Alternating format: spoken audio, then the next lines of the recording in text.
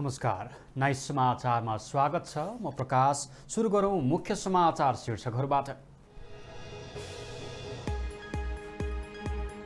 नेपालमा कोरोना संक्रमितको संख्या 17,000 नाघ्यो। दैनिक संक्रमित थपिने संख्या केही घट्यो।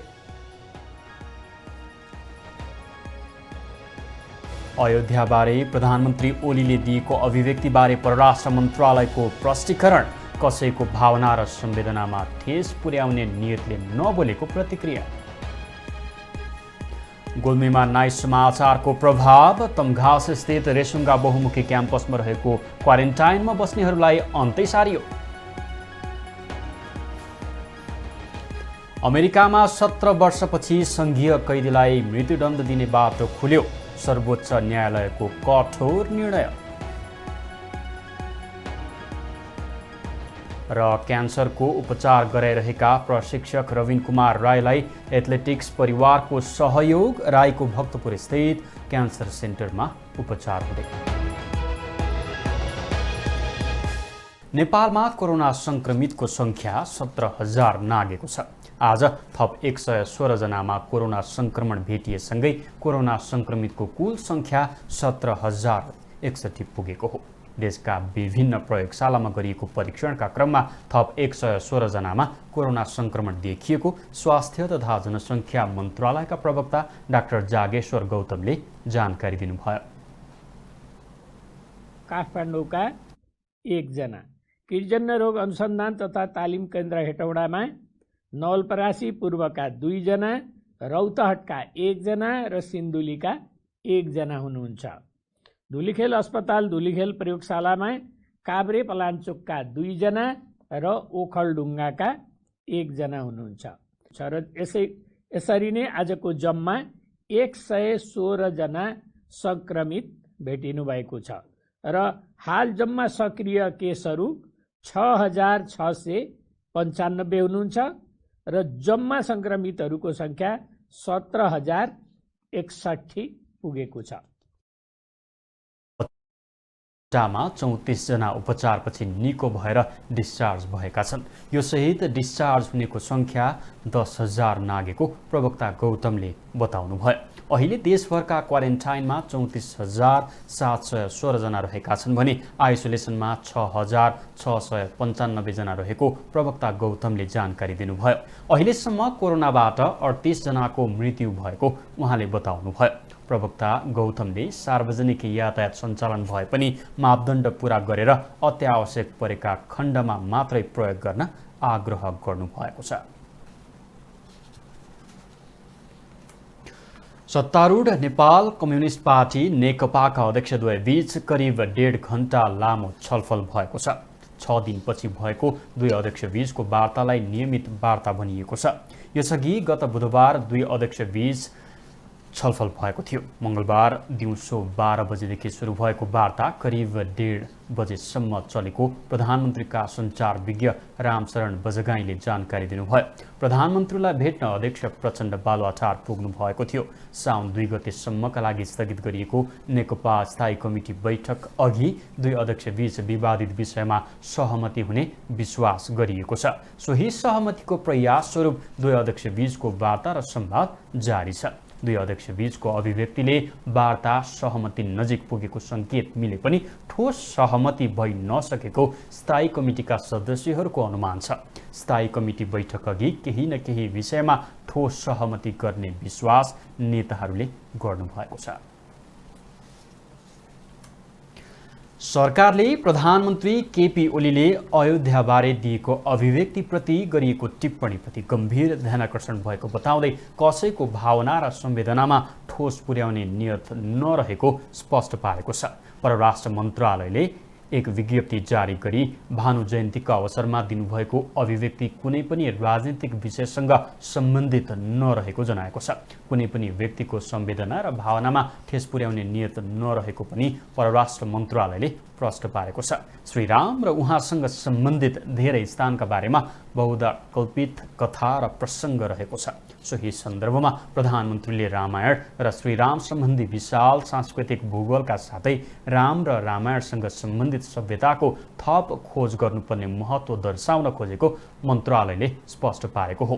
परम्परागत रूपमा विवाह पञ्चमी महोत्सवको आयोजना हुने गरेको र भारतको अयोध्याबाट नेपालको जनकपुरमा हरेक वर्ष जन्ती आउने गरेको उल्लेख गर्दै विज्ञप्तिमा 2 वर्ष अघि नेपाल र भारतका प्रधानमन्त्रीले जनकपुर अयोध्या यात्रु बस सेवा प्रारम्भ गर्नुभएको स्मरण गरेको छ। यो वास्तविकताले लामो समयदेखिको नेपाल र भारतका साथै दुवै देशका जनताको सम्बन्धलाई पुष्टि गर्ने परराष्ट्र मन्त्रालयद्वारा जारी विज्ञप्तिमा उल्लेख गरिएको छ। राज्य व्यवस्था समितिले अपराध कसुरको गम्भीरताका आधारमा कैदीबन्दीलाई अलग अलग बस्ने र पूर्व पक्षमा रहेका थुनुवालाई बेग्लै स्थानको व्यवस्था गर्न सरकारलाई निर्देशन दिएको छ। मंगलबार बसेको बैठकले कैद छुट सम्बन्धी व्यवस्थामा एकरूपताको मापदण्ड कायम गरी त्यसलाई व्यवस्थित र पारदर्शी बनाउन कैद छुट सम्बन्धी कानुनलाई पुनरावलोकन गर्न सुझाव दिएको हो। कैदीबन्दीलाई उपलब्ध गराउँदै आएको सीधा खर्चलाई रासनमा परिणत गरी बजार मूल्य अनुसार उपलब्ध गराउन पनि समितिको सुझाव छ। बैठकमा गृहमन्त्री रामबहादुर थापाले कारागारका लागि नयाँ संरचना विकास नगरी सुधार गृहमा परिणत गर्न नसकिने बताउनुभयो। अपराध कार्यका कारण जेल गएका हुनाले चिन्तनमा सुधार ल्याउन कैदीलाई शिक्षा, दीक्षा र मनोपरामर्श सेवाको आवश्यकता औल्याउनुभयो। उसको चिन्तन हुँदैन भनेपछि त्यो अपराधतिर चाहिँ उद्धत हुन्छ। त्यसकारणले उनीहरूलाई हामीले अपराधीलाई एउटा असल नागरिकमा बदल्नको निम्ति तिनीहरूलाई श्रमसित जोड्न जरुरी हुन्छ अथवा त्यो एक ढङ्गले अनिवार्य नै हुन्छ। त्यसकारणले त्यहाँका कैदी बन्दीहरूलाई श्रमसित कसरी जोड्ने, त्यसकारण त्यहाँ लघु उद्योगहरू खोल्ने अथवा अरू भोलि हामीले खुला कारागार कन्सेप्सन डेभलप गर्यो भने विभिन्न उद्योगहरूमा उनीहरूलाई एउटा उत्पादक शक्तिको रूपमा, एउटा श्रम शक्तिको रूपमा त्यसलाई जोड्ने। बैठकमा महान्यायाधिवक्ता अग्नि खरेलले बाल सुधार गृहहरूमा स्वास्थ्य तथा आधारभूत पुस्तकालय र शिक्षकको व्यवस्था हुनुपर्ने बताउनुभयो। कारागार, बाल सुधार गृह र हिरासत कक्षहरूको भौतिक संरचनाका कारण कोरोनाको जोखिम बढेको समेत उहाँले जानकारी दिनुभयो। कक्षमा कोभिड-19 को संक्रमणबाट सुरक्षित हुनका लागि सावधानीका उपायहरू प्राथमिकतापूर्वक अवलम्बन गरिएको देखिएको छ। प्रायजसो कारागार तथा बाल सुधार गृहहरूमा स्वास्थ्य कर्मीहरूको उपस्थिति रहेको छैन। यो समयमा विशेष प्राथमिकता राखी स्वास्थ्य कर्मीको सेवा उपलब्ध हुनुपर्ने व्यवस्था गर्नुपर्ने हुन्छ। स्वास्थ्य सुरक्षाका उपायहरू अझै प्रभावकारी रूपमा अवलम्बन गरिनुपर्ने आवश्यकता छ। मास्क, सेनिटाइजर, पन्जा, साबुन पानी लगायतका स्वास्थ्य सुरक्षा सामग्रीको थप व्यवस्था गर्नुपर्ने देखिन्छ। सर्वोच्च अदालतका मुख्य रजिस्ट्रार नृपध्वज निरौलाले विचाराधीन मुद्दाका अभियुक्तलाई स्थानान्तरण गर्दा समस्या देखिएको बताउनुभयो। उहाँले केही स्थानमा महिलालाई राख्ने कारागार नभएको भन्दै यसमा पनि विशेष ध्यान दिनुपर्ने धारणा राख्नुभयो। बैठकमा समितिका सदस्यले कोरोनाको जोखिम बढेकाले कारागारमा कैदीको चाप घटाउन र कैदीलाई मानवीय व्यवहार गर्न सुझाव दिएका थिए। मुलुकभर अहिले 23,000 सङ्ख्यामा कैदीबन्दी रहेको छ। कोरोनाको संक्रमणको जोखिमलाई दृष्टिगत गरी सरकारले महान्यायाधिवक्ता र न्यायालय समेतको परामर्शमा लामो तारिखमा रहेका 447 जना ज्येष्ठ नागरिक, बिरामी र बालकलाई कारागार मुक्त गरेको थियो। सरकारी स्वास्थ्य अधिकारीहरूले कोरोना भाइरसको महामारी विश्वका विभिन्न देशमा फैलिने क्रममा रहेकाले तत्काल स्वास्थ्य सामग्री किन्नु परेको स्पष्टीकरण दिएका छन्। मंगलबार बसेको सार्वजनिक लेखा समिति बैठकमा उनीहरूले तत्कालको आवश्यकतालाई मध्यनजर गर्दै तत्काल स्वास्थ्य सामग्री किन्नु परेको स्पष्टीकरण दिएका हुन्। बैठकमा तत्कालीन स्वास्थ्य सचिव यादव कोइरालाले खरिद प्रक्रियामा मन्त्रालयका 12औं तहका डाक्टर रोशन पोखरेल सहितको टोली संलग्न रहेको पनि बताउनुभयो। उहाँले सम्झौतामा नै अन्तर्राष्ट्रिय गुणस्तर अनुरूपको सामान ल्याउने सम्झौता गर्न स्वास्थ्य सेवा विभागलाई भनिएको बताउनुभयो। उहाँले तत्कालको अवस्थामा सामान खरिद नगरेको भए जाँच सामग्री नै अभाव हुने देखिएको तर्क गर्नुभयो। हामीले चाहिँ यसलाई क्याबिनेट लानु पर्दछ भन्ने कारणले गर्दा पनि क्याबिनेट लाने कार्य गरेको। दोस्रो नम्बर मैले एउटा निवेदन गरेँ, तेस्रो नम्बर, सामान प्राप्त गर्नको लागि हामीले एउटा कमिटी गठन गरेका थियौँ। तत्कालीन अवस्थामा स्वास्थ्य सेवा विभागले सम्पूर्ण सामानहरू आइसकेपछि त्यसको चेक जाँच गर्ने, त्यसको वितरण गर्ने लगायतको सम्पूर्ण काम गर्ने चाहिँ स्वास्थ्य विभाग भएको हुनाले चाहिँ उसले प्राप्त गरिसकेपछि जे जस्तो रूपमा छ त्यसमा हामीले प्राप्त गरेर सामानहरू WHO स्ट्यान्डर्ड अन्तर पर्सन पर्दैन, त्योभन्दा बाँकी हामी लिँदैनौँ। त्यतिखेर प्रष्ट हामीले सम्झौतामा पनि बोलेको रहेछ र हामीले लेखेर पनि दिएका छौँ। बैठकमा स्वास्थ्य सेवा विभागका तत्कालीन महानिर्देशक महेन्द्र श्रेष्ठले असल नियतले गरेको कामलाई कानुनले नै छुट दिएको बताउनुभयो। मन्त्री परिषदले नै सामान खरिदका लागि स्वीकृति दिएको बताउनुभयो। बैठकमा मन्त्रालयका विज्ञ सल्लाहकार डाक्टर खेम कार्कीले औषधि खरिद प्रक्रियामा आफ्नो सहभागिता बाध्यात्मक परिस्थिति भएको बताउनुभयो। को कुनै पनि कुराहरुमा संलग्नता छ। त्यसैले मैले त्यहाँ चाहिँ एउटा त्यो बाधा फुकाउने काम अथवा एउटालाई चाहिँ अवार्ड गर्नको लागि सिफारिस गर्ने काममा मेरो संलग्नता भएकै हो र त्यसमा प्राविधिक हिसाबले कानुनी हिसाबले मिलेन कि भन्ने कुराहरु जुन चाहिँ माननीयज्यूले उठाउनु भएको छ त्यस्तो हो भने पनि मलाई चाहिँ त्यसलाई चाहिँ फिडब्याक सजेसन दिनु पर्ला। अन्यथा कुनै पनि हिसाबले कुनै पनि नियतले चाहिँ त्यो वार्ता टोलीमा म बसेको होइन। समिति सदस्यहरूले लागत अनुमान नेपाली रुपैयाँमा गरेर खरिद सम्झौता डलरमा गरेको भन्दै प्रश्न गरेका थिए। छलफलमा सहभागी नै नभएको समूहलाई खरिदको जिम्मा दिनुको कारण पनि सोधेका थिए।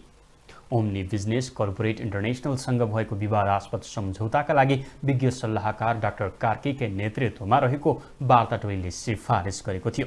त्यसअनुसार स्वास्थ्य मन्त्री भानुभक्त ढकालले निर्णय गरेपछि 12 चैतमा ओम्नीसँग औषधि खरिदबारे सम्झौता भएको थियो। तर सम्झौता अनुसार अरू सामान ल्याउन नसकेको भन्दै स्वास्थ्य सेवा विभागले 19 चैतमा ओम्नीसँगको सम्झौता रद्द गरेको घोषणा गरेको थियो।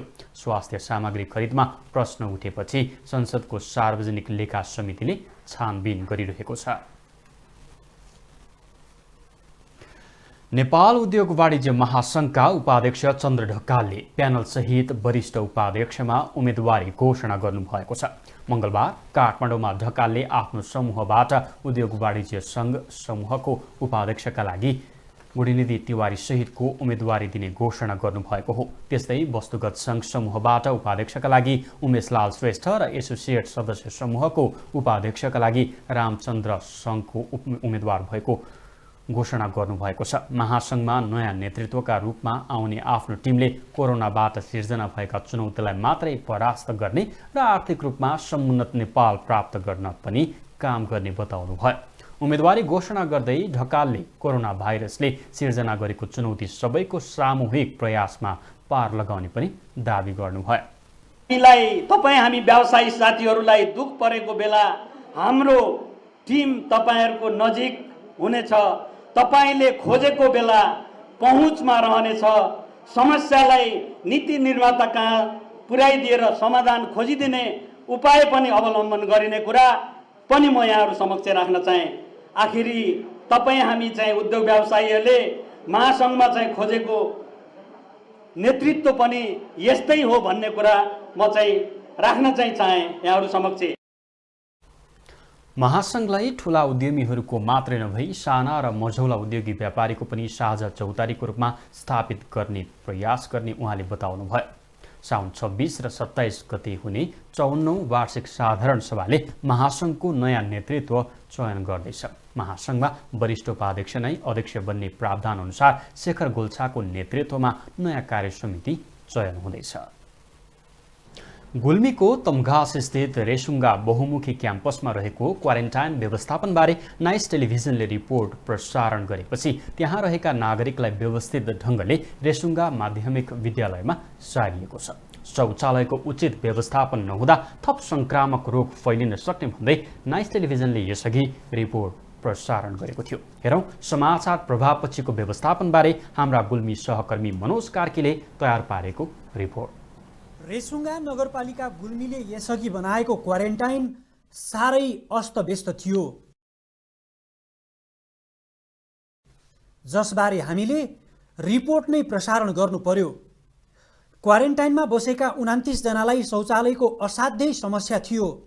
सरकारले महिला र पुरुषलाई छुट्टै शौचालय बनाउन भने पनि रेसुङ्गा नगरपालिकाले बनाएको क्वारेन्टाइनमा महिला पुरुष त के, अपाङ्गता भएका व्यक्तिलाई समेत एउटै शौचालय प्रयोग गर्न बाध्य पारियो। जब नाइस टेलिभिजनबाट यो समस्याबारे रिपोर्ट प्रसारण भयो, रेसुङ्गा बहुमुखी क्याम्पसमा राखिएकाहरूलाई तुरुन्तै रेसुङ्गा माध्यमिक विद्यालयमा सारियो। हालमा इन्डियाको आसामदेखि आएको थिएँ र उता रेसुङ्गी बहुमुखी क्याम्पसमा हामी सबैजना क्वारेन्टाइनमा थियौँ। अनि उता केही समस्या भएको हुनाले यहाँ सरहरू आएर हाम्रो जुन पनि समस्या थियो त्यसको बारेमा हामीले चाहिँ मिडियालाई भनेको थियौँ र उताबाट हामीलाई चाहिँ ट्रान्सफर गरेर यो श्री रेसुङ्गा माध्यमिक विद्यालयमा हामीलाई चाहिँ लिएर आउनुभएको छ। अनि यहाँ चाहिँ अस्ति साँझदेखि हामी चाहिँ यहाँ बस्न थालेका छौँ र यहाँ चाहिँ उताभन्दा केही सुधार भएको हामीले महसुस गरेका छौँ। उता गौमुखी क्याम्पसमा बस्थ्यौँ, उता अब टोयलेट बाथरुमको सुविधा थिएन। यता आएर ठिकै छ, राम्रो छ हामीलाई अब बस्नलाई पनि टोयलेट बाथरुमको, अब खानपिनलाई पनि ठिकै राम्रै छ। क्याम्पसमा हुँदा एउटै शौचालय प्रयोग गर्दा महिलालाई अझ धेरै कष्ट भयो। म इन्डियादेखि आएको, उहाँ बस्दाखेरि हेर्नु एकदम टोयलेट बाथरुममा धेरै समस्या थियो। अनि हामी उहाँ मिडिया साथीहरू आएर ड्राइभर आएर हामीलाई इन्टरभ्यू दिनु भयो। अनि हामीले कुरा राख्यौँ। उहाँ अब पुरै फ्ल्याटमा अब त्यो टोयलेट बाथरुमहरू थियो, सबै लक गरेर राख्नु भएको थियो। एउटा मात्र बाथरुम थियो, महिलाको बाथरुम, पुरुष पनि त्यसैमा महिला पनि त्यसैमा जाँदाखेरि हामीलाई एकदम दुःख भयो। त्यसपछि अब हामी उहाँ बोलेर यहाँ आएपछि एकदम राम्रो छ। यहाँ अब खाना बस्न टोयलेट बाथरुमलाई एकदम राम्रो भइरहेको छ। नगर प्रमुख डिलिराज भुसालले भने प्रतिबद्धता जनाए अनुसार काम गर्नुभएको छ। कोरोना सङ्क्रमणको जोखिमले सफा गर्ने मान्छे नपाइएका कारण क्याम्पसमा भएको शौचालय व्यवस्थित गर्न कठिन भएको स्वीकार्छन् नगरपालिकाका कर्मचारी। र अबको 1 हप्तामा क्याम्पसको शौचालय पनि सफा पार्ने प्रतिबद्धता गरेको छ नगरपालिकाले। खास गरी रेसुङ्गा नगरपालिकामा 15 स्थानमा क्वारेन्टाइन रहेको थियो। त्यसमध्येको एउटा रेसुङ्गा बहुमुखी क्याम्पसमा पनि थियो र त्यो क्याम्पसमा चाहिँ धेरैजना बस्नुहुन्थ्यो र अचानक चाहिँ त्यहाँको शौचालय चाहिँ भरिएछ। हामी त्योभन्दा पहिले अलिकति एसिडहरू राखेर समाधान हुन्छ कि भनेर चाहिँ प्रयास गरेर लगाएर राख्यौँ, तर त्यो समाधान भएन र तपाईँहरू मिडियाहरूले पनि यसलाई प्रचारमा ल्याउनु भयो र नगरपालिकामा ध्यान आकर्षण गराउनु भयो। हामी तत्कालै हाम्रो चाहिँ टिम चाहिँ त्यहाँ गएर अब समाधान गर्न सक्ने अवस्था नदेखेपछि हामी चाहिँ उहाँ रेसुङ्गा बहुमुखी क्याम्पसमा बसेका बस्नुभएका क्वारेन्टाइनमा बस्नुभएका महानुभावहरूलाई हामीले चाहिँ रेसुङ्गा स्कुलमा लगेर हस्तान्तरण गरेको छ। यो सफा गर्ने मान्छे पनि यो त्यहाँ जाने मान्छे पनि नपाएको हुनाले चाहिँ केही समयसम्म हामी त्यसलाई सफा गर्न सकेका छैनौँ। 8-10 दिनपछि हामी त्यसलाई सफा गर्ने चाहिँ प्रक्रियामा जानेछौँ। जिल्लाको शैक्षिक केन्द्रका रूपमा रहेको रेसुङ्गा बहुमुखी क्याम्पसको शौचालयको अवस्था यस्तो हुनु आफैमा गम्भीर विषय हो। यो विषयमा नगरपालिका त जिम्मेवार भयो, क्याम्पस व्यवस्थापन पनि तात्ने हो कि? नाइस टेलिभिजनका लागि गुल्मीबाट मनोज कार्कीको रिपोर्ट। केही दिन अघिदेखि परेको अविरल वर्षापछि आएको बाढी पहिरोमा परेर देशका विभिन्न ठाउँमा ठूलो जनधनको क्षति भएको छ। वर्षाले तराईका अधिकांश जिल्लामा डुबान परेको छ भने पहाडी जिल्लामा पहिरो गएर सयौं घर विस्थापित भएका छन्, अझै थुप्रै हराइरहेका छन्। स्याङ्जामा पहिरोको स्थलगत निरीक्षणमा गएकाहरूलाई पहिरोले पुरेको छ। पहिरोले पुरिएर कालीगण्डकी गाउँपालिका 4 खहरेमा 1 जनाको मृत्यु भएको छ भने 3 जना बेपत्ता भएका छन्। 2 जनाको सकुशल उद्धार गरिएको छ। लगातारको वर्षासँगै पहिरो गएको बारे जानकारी लिन पुगेका उनीहरूलाई अर्को तर्फबाट पहिरो आएर पहिरोले पुरेको थियो। पहिरोमा पुरिएर 70 वर्षीय इमान सिंह थापाको निधन भएको हो भने प्रेमचन्द्र पाण्डे, टीका थापा र गिमान सिंह थापा बेपत्ता छन्। पहिरोले वडा सदस्य होमनाथ पाण्डे र वीरबहादुर राणा घाइते भएको वडा अध्यक्ष चक्रपाणी पाण्डेले जानकारी दिनुभयो। उता गाउँभरि पहिरो आएपछि विस्थापित भएका 500 भन्दा बढी सर्वसाधारण खानेकुराको अभावमा भोकभोकै बस्न बाध्य छन्। खाद्य व्यवस्था तथा व्यापार कम्पनीको डिपोमा चामल नभएपछि सर्वसाधारण समस्यामा परेका हुन्। ठेकेदारले स्वीकृत कोटा 1057 क्विन्टल चामल यो आर्थिक वर्षका लागि घाट डिपोमा ढुवानी नगर्दा समस्या उत्पन्न भएको हो। चामल ढुवानीमा ठेकेदार कम्पनीले लापरवाही गरेको स्थानीयको आरोप छ।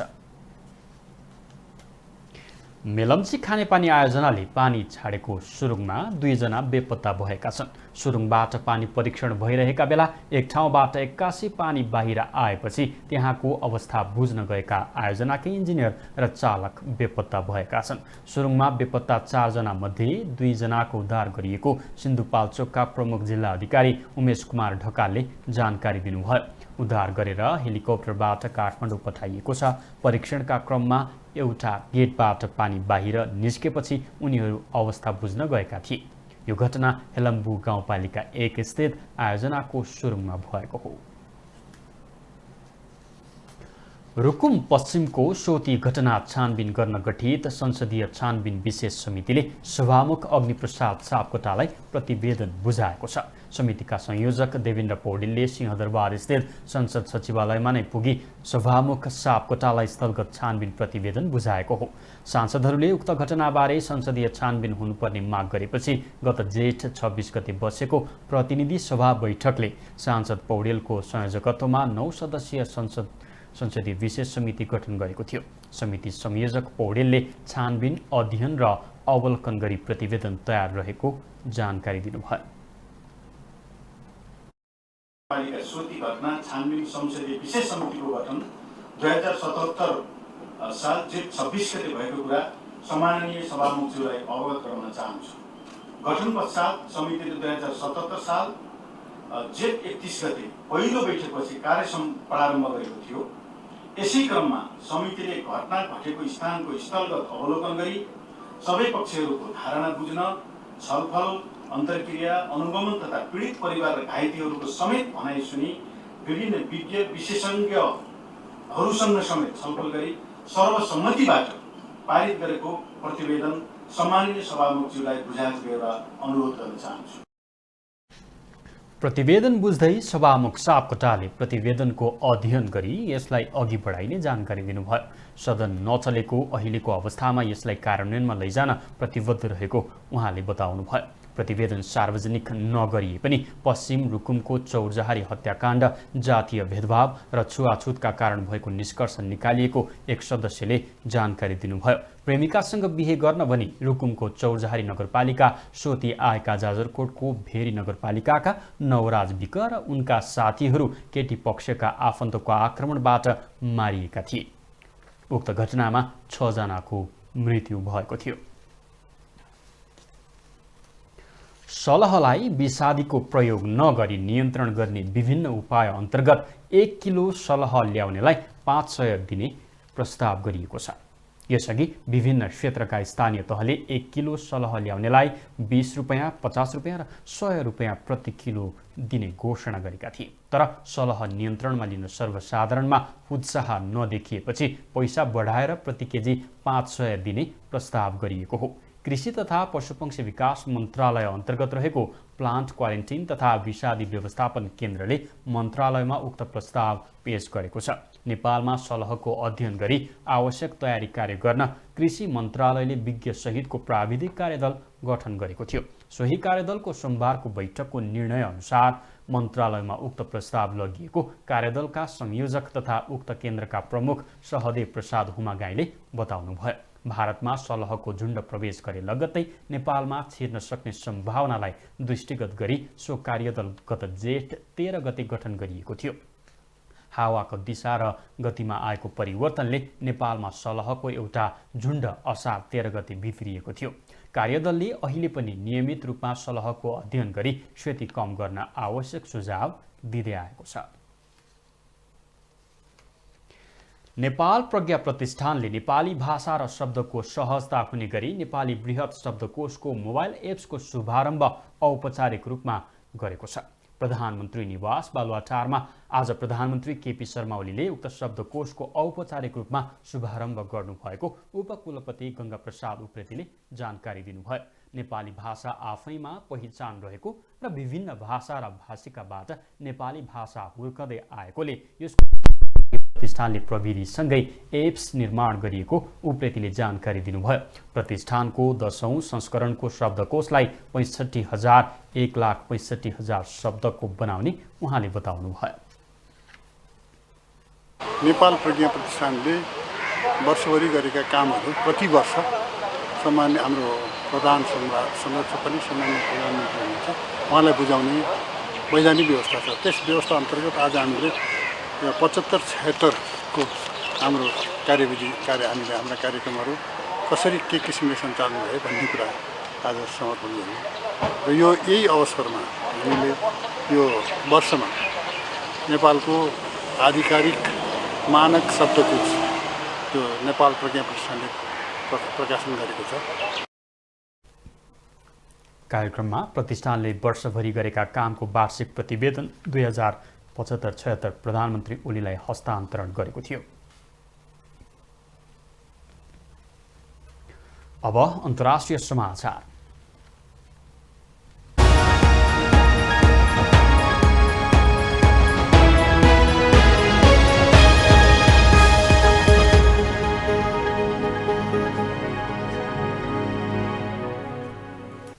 संयुक्त राज्य अमेरिकाको सर्वोच्च अदालतले सोमबार 17 वर्षपछि मृत्युदण्ड दिने बाटो खुल्ला गरेको छ। सर्वोच्च अदालतको उक्त आदेशसँगै अमेरिकाले सन् 2003बाट रोकिएको मृत्युदण्ड फेरि सुरु गर्ने भएको छ। सर्वोच्चले सोमबार सोही विषयमा फैसला गर्दै मृत्युदण्ड पाउने 5 जना अपराधीको मिति पनि सार्वजनिक गरेको छ। उक्त फैसला हुनुअघि 4 जना कैदीले माफीका लागि गरेको अपिल पनि सर्वोच्च अदालतले रद्द गर्ने निर्णय गरेको छ। अप्रिल 7 का दिन संयुक्त राज्य अमेरिकाको कोलम्बिया सर्किट जिल्लाको अदालतमा एक दोषी ठहरिएका व्यक्तिको अपिल अस्वीकार गर्दै अबका दिनमा मृत्युदण्डको फैसला गर्ने निर्णय गरेको हो। अब केही दिनमा डेनियल ली, वेस्ले पुर्खी, अल्फ्रेड बुर्जुवा र डस्टिन होनकिनलाई जुलाई र अगस्तमा टेरे हाउथेलाई मृत्युदण्ड दिने निर्णय गरिएको छ। अब खेल समाचार।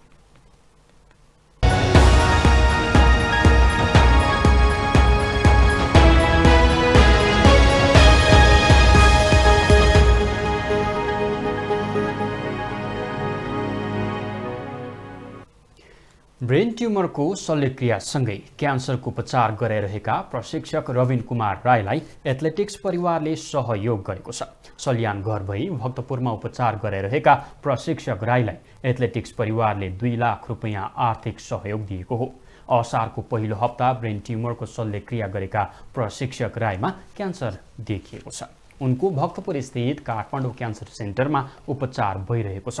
एथलेटिक्स प्रशिक्षक राईलाई सहयोग गर्न खेलकुद क्षेत्रका व्यक्तिले आर्थिक सहयोग सङ्कलन गरेका थिए।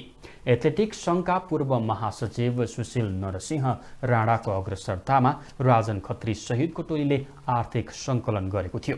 मोफसलमा बसेर एथलेटिक्सका खेलाडी उत्पादनमा सक्रिय राईले 2052 सालदेखि राखेपको सहायक प्रशिक्षकको रूपमा समेत काम गर्दै आएका छन्।